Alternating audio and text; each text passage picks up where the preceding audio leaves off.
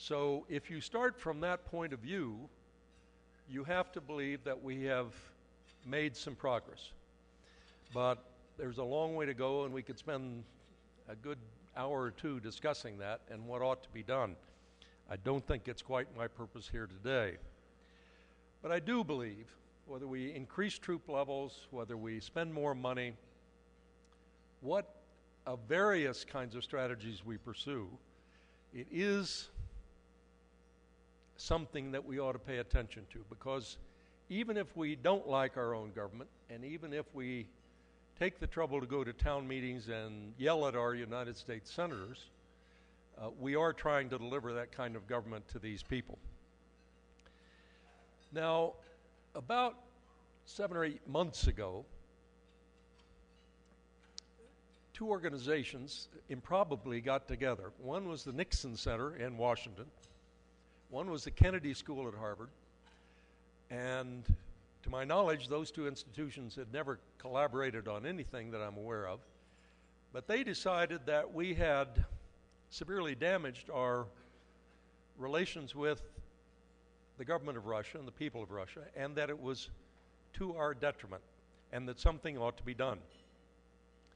Those organizations asked me and former Senator Chuck Hagel of Nebraska, a Republican, to co-chair a commission on U.S.-Russian relations, and we put together 2 or 3 dozen pretty senior people, General Scowcroft, other former national security advisors, former ambassadors. I think we have 4 former U.S. ambassadors to Russia and the Soviet Union, former senior military officers retired, and so forth.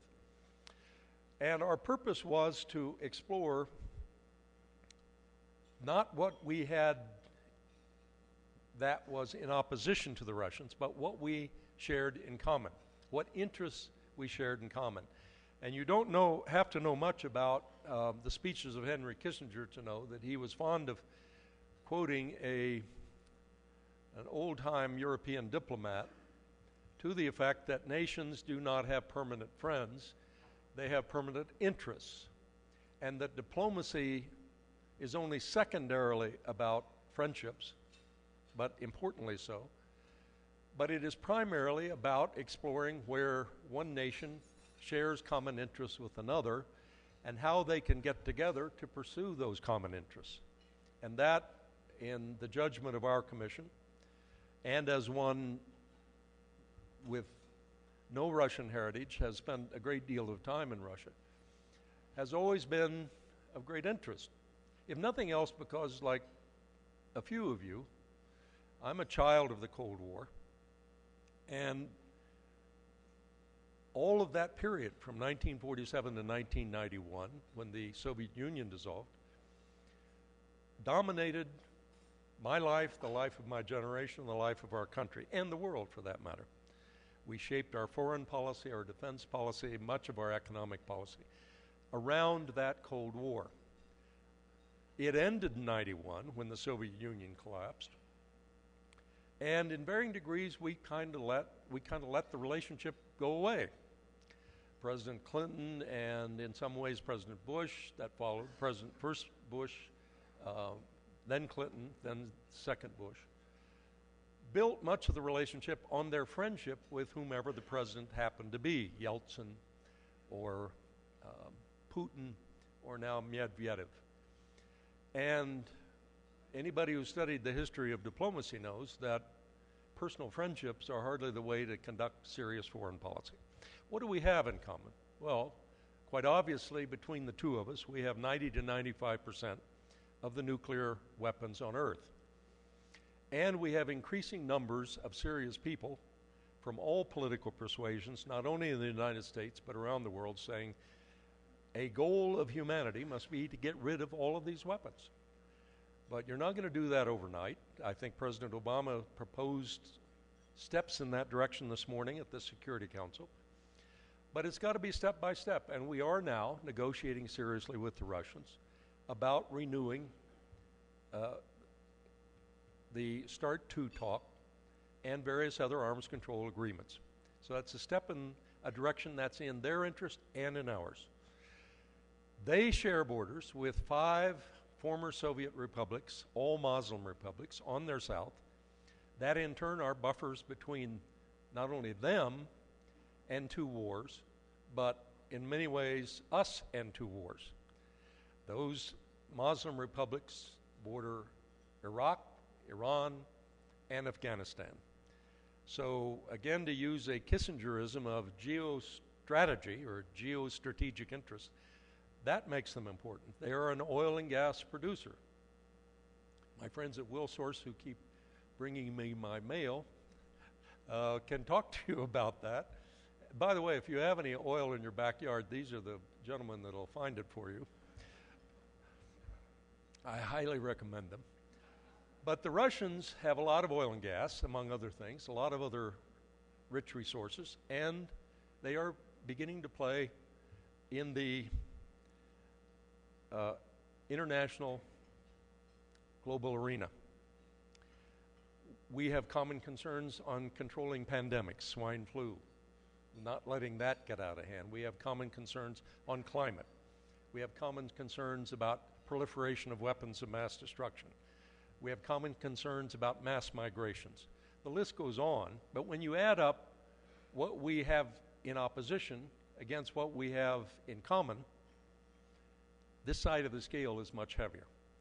So all our commission has been trying to do, including a visit with senior officials of the Obama administration, General Jim Jones, National Security Advisor, Secretary of State Clinton, and other officials here, and President Medvedev in Moscow back in May, is to help build bridges and explore how we can get rid of the kind of rubble that gets in our way and get serious about these common interests. And by the way, I think bring Russia into the West.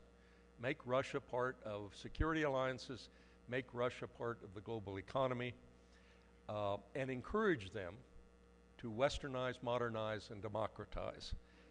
They're a long way from it. Nobody can tell you more about that than Irina. But it's a vastly different country today than it was 20 years ago, and progress is being made.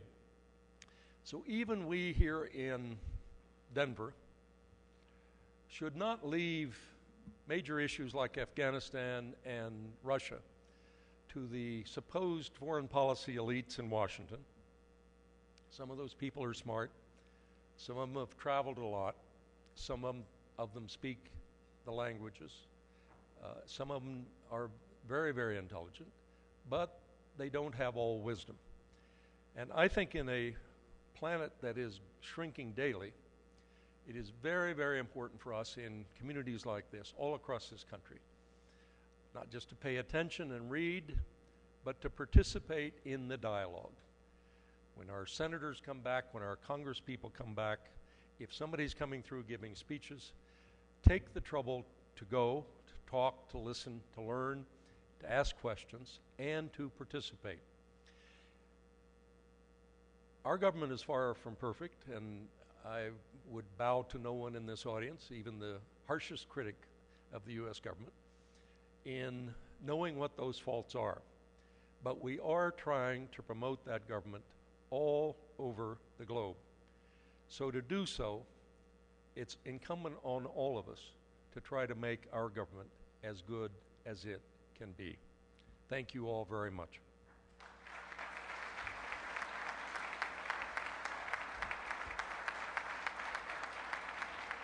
Thank you. Yes.